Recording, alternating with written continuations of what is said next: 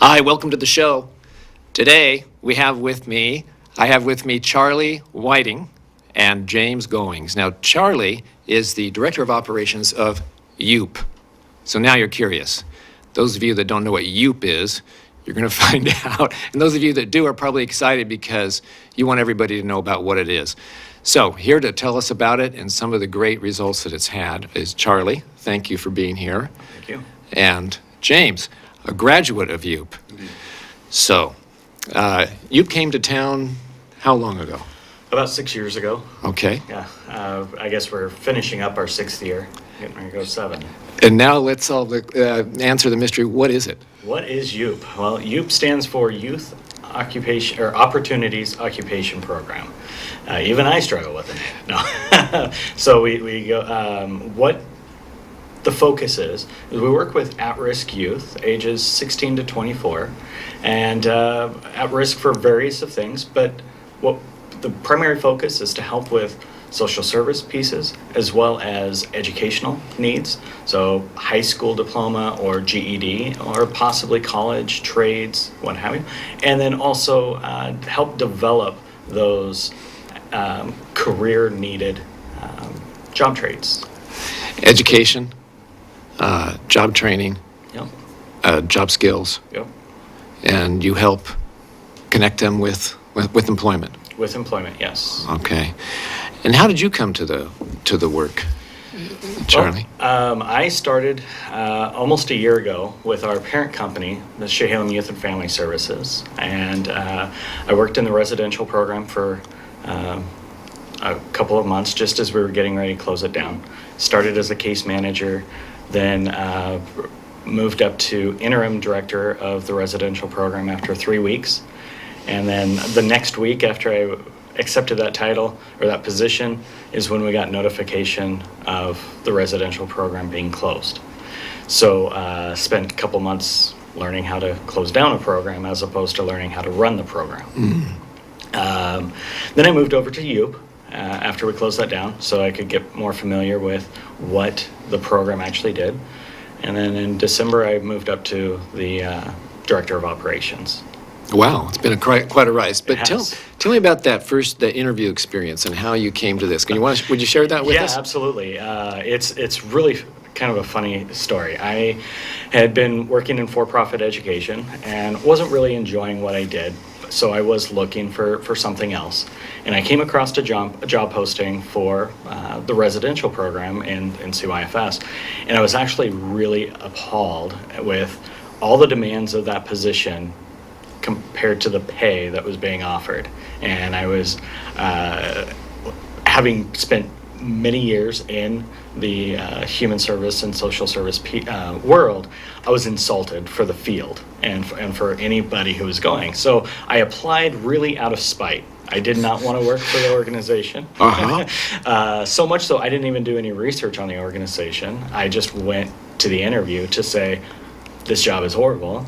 I don't know why you think you're going to get anybody. And well, then I took a job. It was a different position, but the key was during my interview, I was meeting with the director of the residential program at the time and one of the program managers, and I felt so valued during that interview. The conversation that we were having really made it to where in the interview, I felt like I was already part of the program, and that I could really feel the mission and the passion to help and to serve, and I wanted to be part of that. You could see your place there.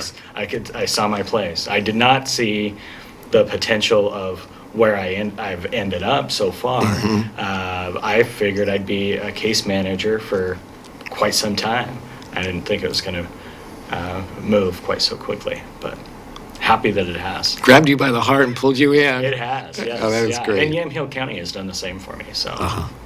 Yeah. Great. Well, James, you're here as can I call you a graduate of YOOP program? Is that a term you use, graduate or successful?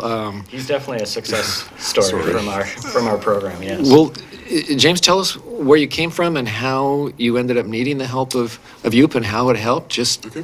lay it on us. So California starting off, I mean, by the age of 16, really bad family. And so just it was starting off not on the right track and exiting high school by the time I was 18 without actually having my diploma. So that resulted then in me not having any avenues for job, not any avenue for working, or any experience in general in towards having that ability to find a job.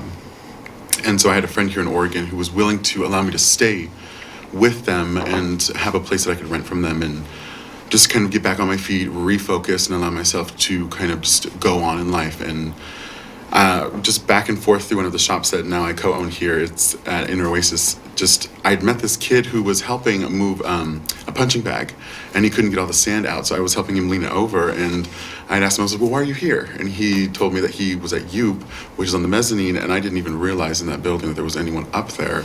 So I go up there, I start talking to them, find out they can help with the GED, they help with work, they help with everything to get someone started, who kind of just hasn't had that availability. So this is the old J.C. Penney building. Yep. You were working at Inner Oasis Well, I wasn't downstairs. even working there. I Oh. hadn't had a job or anything, but Okay. I found it through you. All right. And so, going up there, starting the program and everything, it just... And YOOP was upstairs on the mezzanine. Yep, Okay. exactly. So you by happen bumping into a guy. Exactly. So I just walked outside, found this kid, needed help, helped him, and he told me he was at YOOP, getting help with their program. And so I went up there realizing I need the same help. Yeah. And got signed up that exact same day, came in the next day, started working on the practice test for my GED, started getting everything ready for me to get my equivalency exam ready. And so I took all the testing, took all the practice testing, and got everything done where, they had set me up for the advanced tests for my GED and blew them out of the water with the scores. And so after that came, further testing in terms of just experimental that they wanted to do, seeing if it would help benefit the kids, and I was more than happy to assist in that. And then after that came, looking for the job avenue.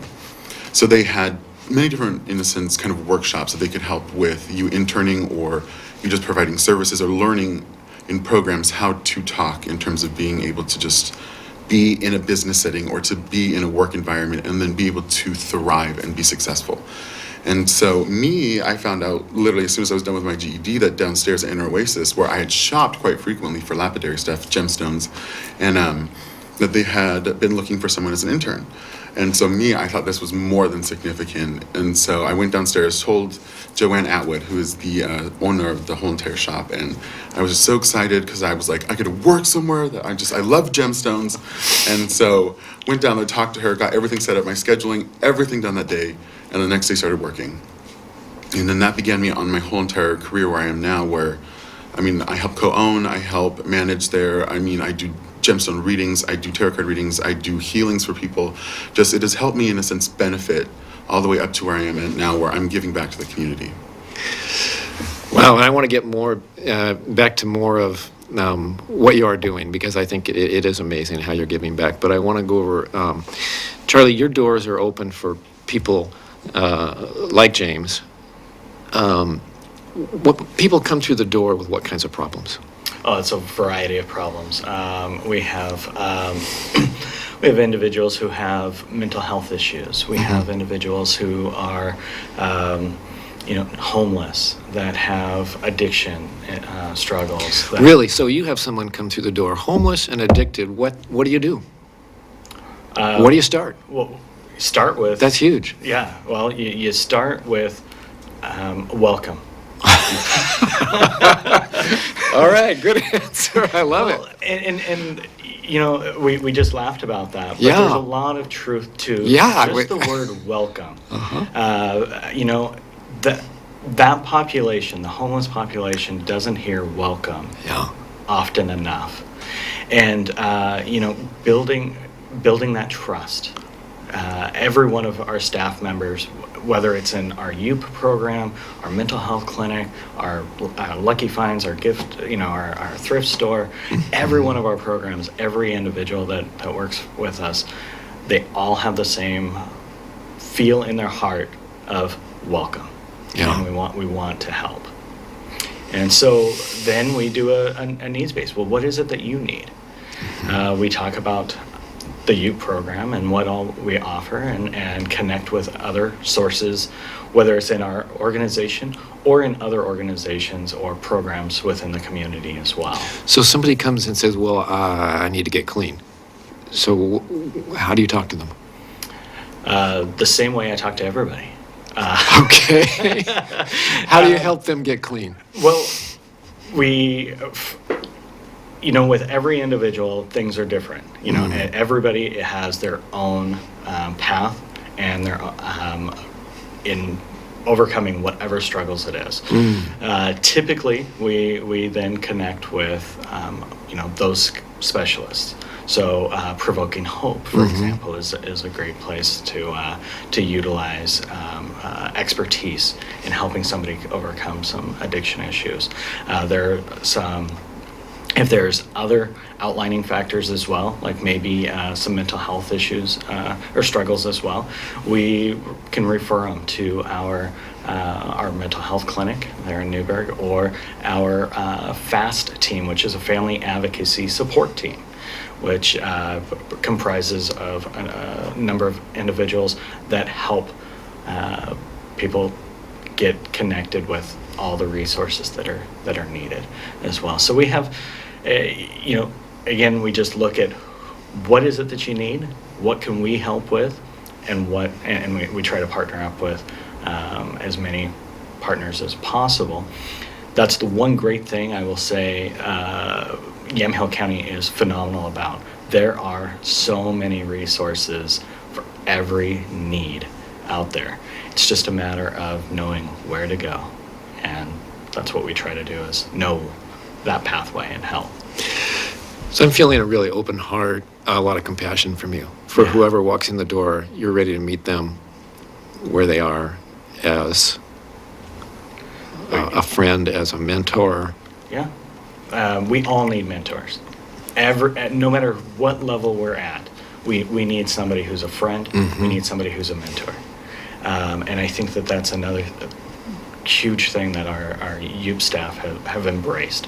A couple of them may not have ever felt of themselves as being someone who could be a mentor.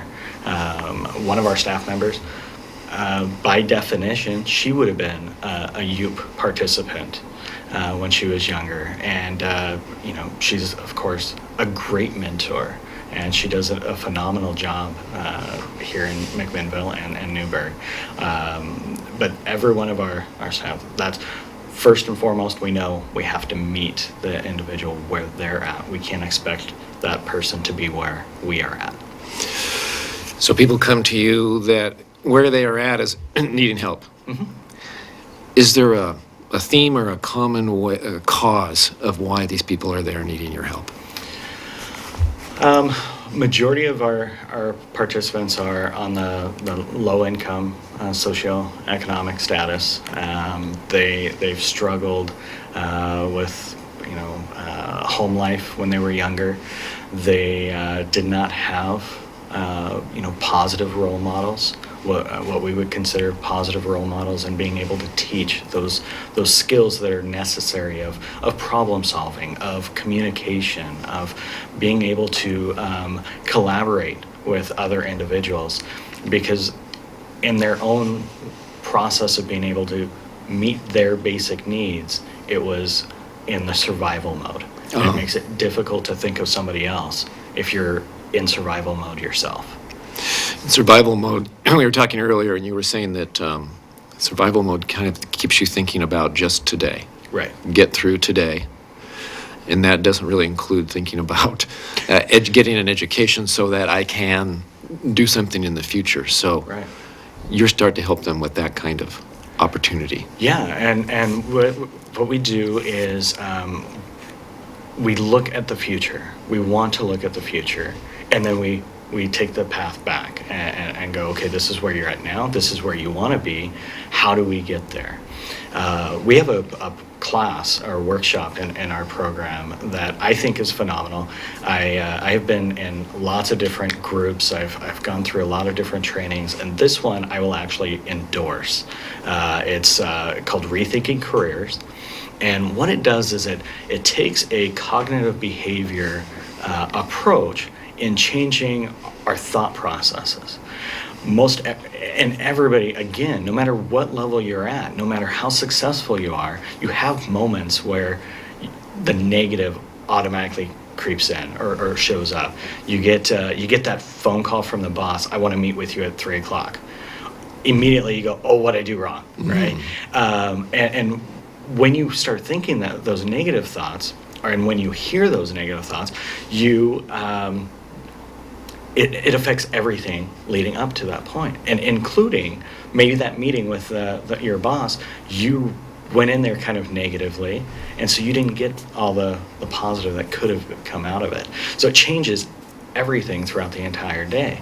And so with this class, and for many of the participants, they've never been taught, never been demonstrated that ability to think differently than you can't, you won't. This helps get those thoughts of you can, I can, and I will. And I think that's one of the greatest things that we do, is we put that voice in. We often listen for what will confirm our assumptions. Yeah. So we might have a habit of listening for why I can't and how I won't and how I'm not valued.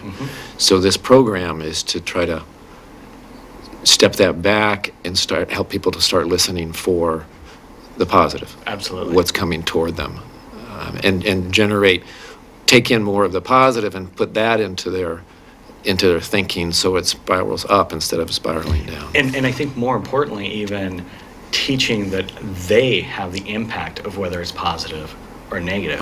It's not the universe that has that impact. The individual has that impact of whether it's going to be negative or positive. We hear stories all the time of individuals who go through some horrendous things. And when you talk to them, all they think of is, but this happened and this happened and this happened, that were all positive things. And it's that mindset. And it's that mindset of, I control my reactions. I control what type of consequence that I'm going to receive. Not the universe, not someone else. I do. And that's, I think, one of the biggest things that is a big struggle.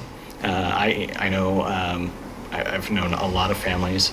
My family wasn't very wealthy either. I heard a lot of times, well, you're not going to be able to do this because of. Now I look, and I'm still not above that low income aspect, but I've changed that speaking and that thought for myself, and I've changed that for my kids.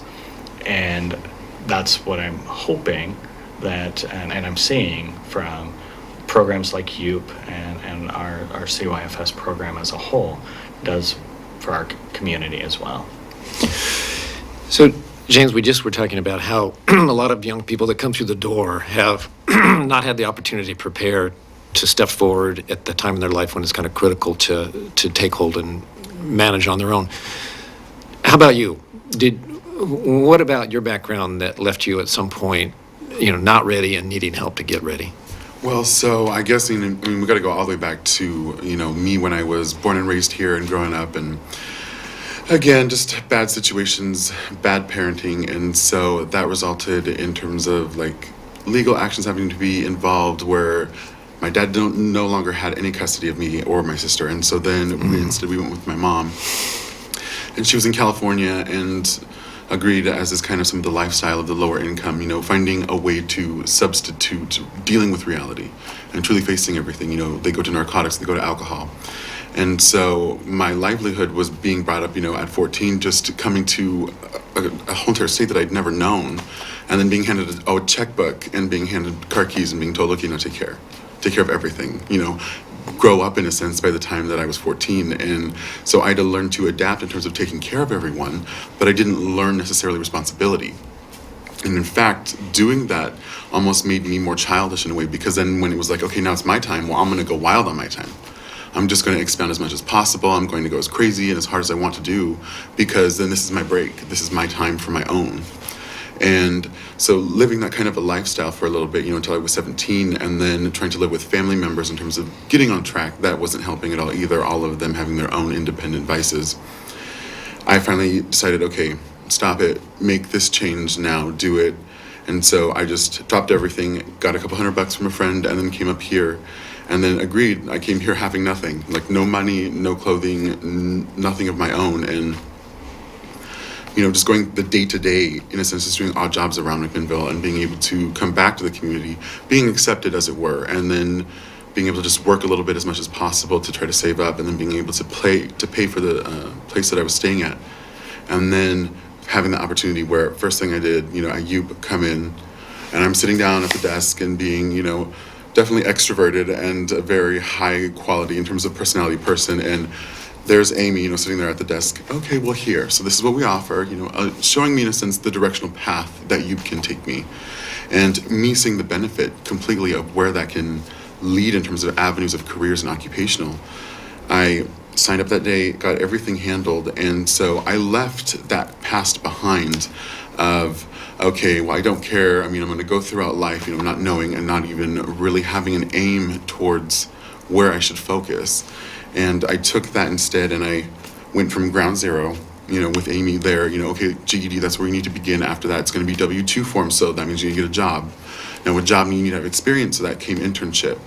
And so from intern, I've worked up in the company that I work for now, and from there all along, being able to go to college, they help, but being able to reward again for you making successes in your career or in you making choices towards an occupation. Wow. So if I'm hearing you grew up here at first in McMinnville. Indeed, yeah. And for reasons that are probably not pleasant, your dad lost custody of you. Yeah. And you went to live with your mom. Correct. She was a drug addict. Is that what I heard? Yes, correct. And at 14, you were given the car keys and the checkbook and said, take care of your sister. Yep, take care of your sister, make sure, the rent's paid for, make sure, there's food in the fridge, just handle everything. And those stresses had its effect on you. In terms of mental health, I Yeah. had 3 different psychiatrists, when I was 15, and I was on every different medication for anxiety and sleep. Oh my gosh. And depression. It just, everything in terms of having the bad experience with my father and then coming to my mother and then that not being a good one. It led everything towards my mental breakdown. And I had my times of which then, I had to go to San Francisco after trying to commit suicide because I couldn't handle it anymore. And so me understanding then after a while that me breaking down in that way, then it resulted in me understanding that I was letting the other person win.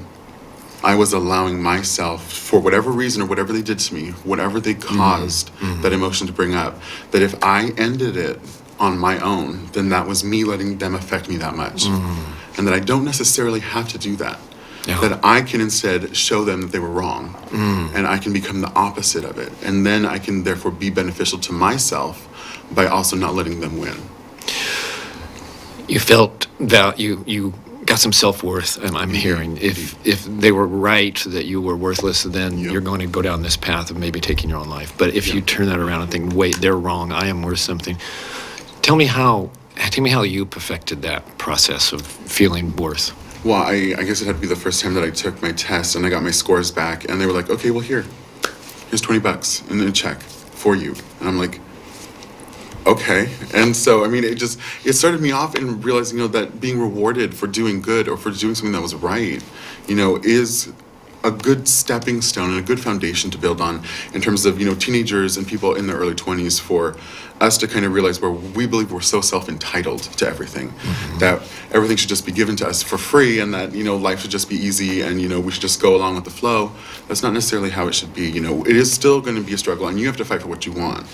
And so with that, it showed me that there's a reward for you fighting for what you want, that there's a reward for you doing something that will benefit you.